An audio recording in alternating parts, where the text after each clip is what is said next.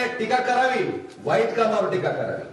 तुमचे फोन उचलून सर्वसामान्य माणसाचे प्रश्न ऐकून घेणं आणि तुमचे प्रश्न सोडवणं, ह्याच्यावर जर टीका होत असेल तर ह्याच्यापेक्षा दुर्दैवाची गोष्ट कुठली असू शकत नाही. मला काय म्हणते, घरकुलाचा हप्ता टाकला, अरे ती खोपट्यात राहत असते, त्याचा हप्ता इंजिनियर देत नाही.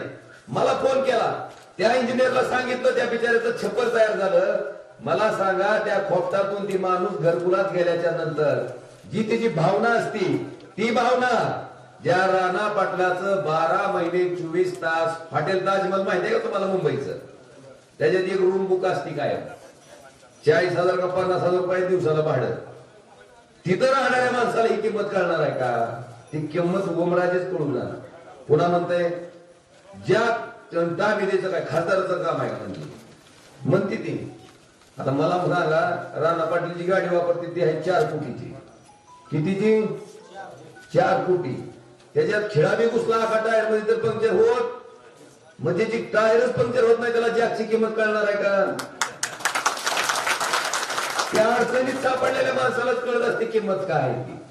आणि आपण जिथं कोण कसली का अडचण असना, अडचण पडली र पडली की ओमराजे तिथं हजर.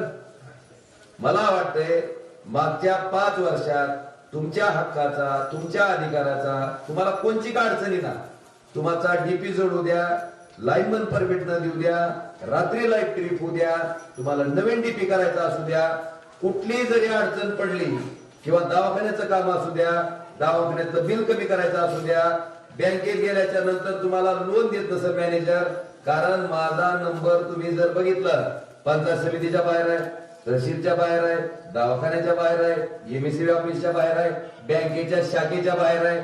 जिथं जाता तिथं माझा नंबर आहे आणि नंबर लागणारा आहे.